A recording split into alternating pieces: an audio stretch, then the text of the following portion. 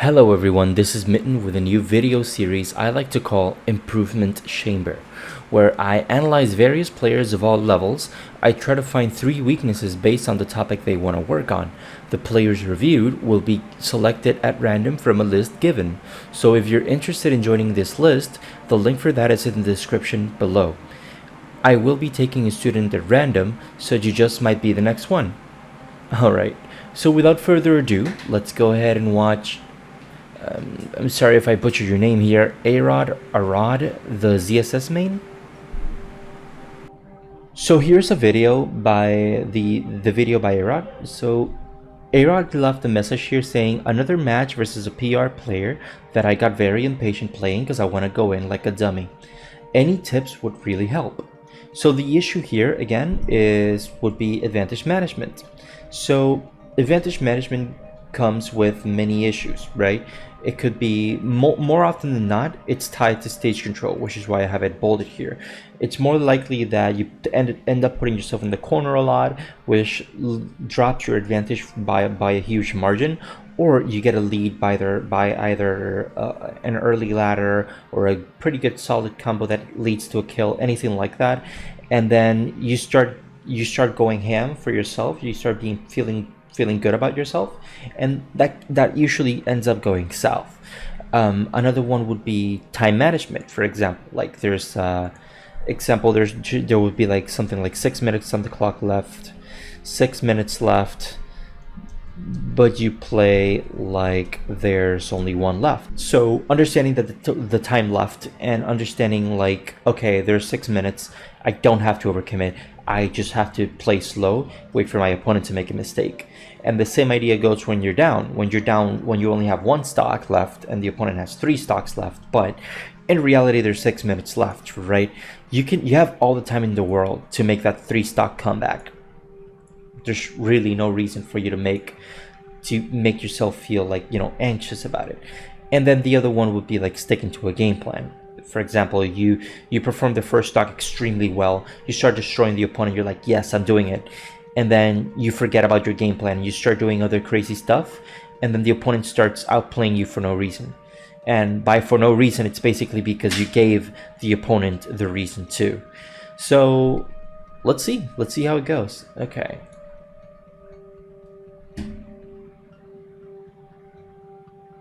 Ooh, Twitch ads skipped.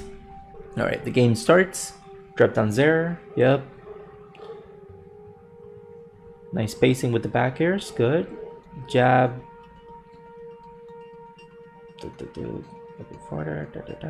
What's trapping? Ooh, nice back air.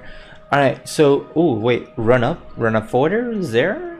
Actually, before I comment, let's see what's up. Oh, wait, nice read on the side B. That was really good. Okay. Flip jump, called it. Oh, yep. Okay, so this is a very common issue. So very common issue is you got the early stock, you start feeling great about yourself, you start moving, start dash dancing here, flip jump over there, whatever. Because you feel proud of yourself, you start like getting lost in the sauce. That's definitely something else I want to add here. So getting lost in the sauce is extremely common for ZSS mains because they just have so much mobility options. They just want to show it off. You want to do a showcase, right? And that's a big mistake. So I'm not going to go too in depth on it. However, what I am going to say is when you take a stock, make sure you identify what type of player you're fighting against. Is this a player with bad air drift? Okay, cool. Then you stick to the edge of the platforms, for example, because with their air drift, they're not going to chase you down.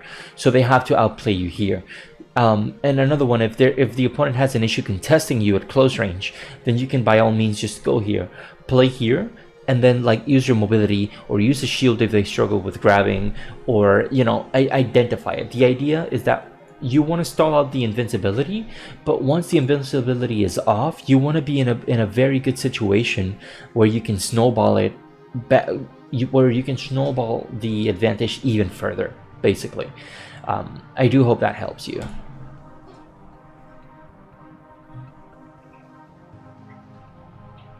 Okay. Okay, so off of that one interaction, you lost about like what, 60-70%. You have to be extremely careful because these are one of the main reasons a lot of people start losing games, even at top level. So you have to be extremely careful. One mistake can really turn the tide. Let's see. Okay, backing yourself to the corner. You have to be careful because the way you're using your moves, you end up putting yourself in the corner a ton. You identify that you're in the corner, so that's good. I can definitely see that you're identifying like, yeah, I'm in the corner, I gotta stop. But you have to be very careful where you use your move. Right here. You did forwarder, you put yourself in the corner. You identify this, you jump. Let's see what happens. Yeah, you put yourself back into the center. But this is wasted movement, right? Ooh. Wait. But this is wasted movement, right? Because there's no need for you to go full hop, flip jump. That's wasted movement. This would not have happened if you kept yourself at the corner, at the center, sorry. So let's go back here. I saw something interesting on the edge guard. Okay, forward air. Okay, you try to react to the down air. You try to catch the side B probably. Okay, that's fine. You put yourself at the corner. Let's see. Get hit. Flip jump. Yeah, you try to keep mid range. Okay, that was good. Once more, you're putting yourself at the corner. Be aware when you're putting yourself at the corner, because if you're at the corner, then Peach's advantages becomes that much stronger.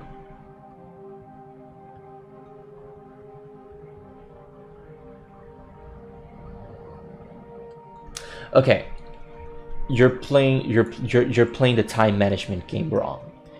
You're going for the same read you did because Peach did an action here. You have to be extremely careful because when you're playing the clock like this, you have to be aware that there's 6 minutes left, and look at the huge advantage you have. There's literally no reason. Just play the ledge trapping game and then continue playing from there. Peach's air drift does not allow for a lot of ledge escapes, so if you play the ledge game properly, literally Peach has basically nothing to do against you. That's why ZSS, in my opinion, wins the matchup, where at worst goes even, because while Peach has a strong advantage, you can keep the mid range very easily. Like that, Zerbacker, that was really great. But noticing the pattern, I wouldn't be surprised if Peach reversals this. So let's see. Dodge attack water. Nice turnip. Ooh, that would have been a backer. That was good. Grab.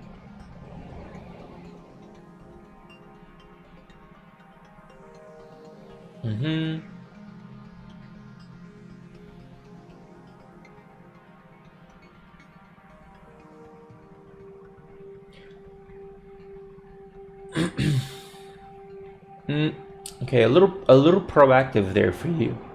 You have a very proactive advantage game. Just like that, you did the down air. Honestly, you had no reason to go for that down air. I would go into the specifics of why not, but this would be going away from the boundaries of the topic itself. But you're literally giving away your advantage by going for these reads when you should instead be targeting more for what the opponent's resources are. Peach's resources are float, double jump, the turnip poles, and everything, right?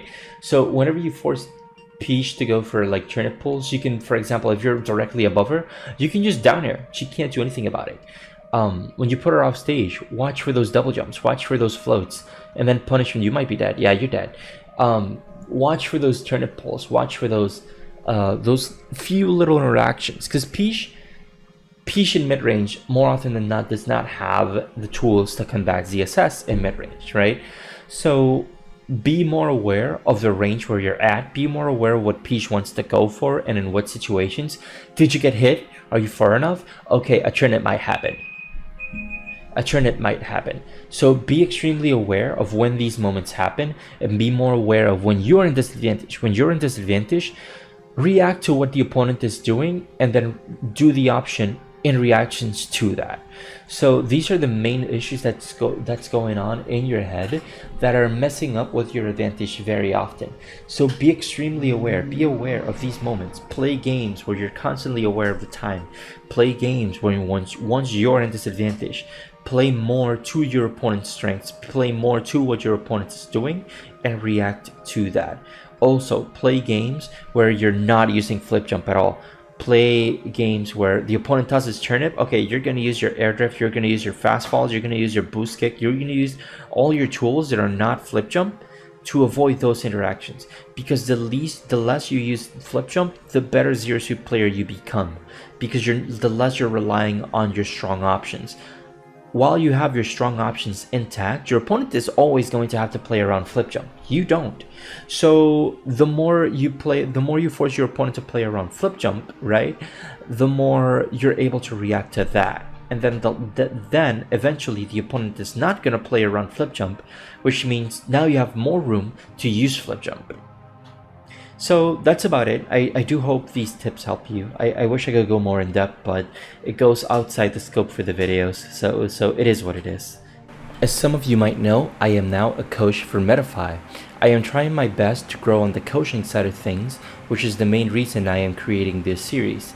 I also have a lot of things planned out for the Zero Suit Samus content, so stay tuned for those. That is it for this video, so if you like what you saw, please subscribe as it does help out a lot. And if you're interested in a one-on-one personalized coaching session from me, feel free to click the Metafy link on the description below. Hope you all have a good rest of your day.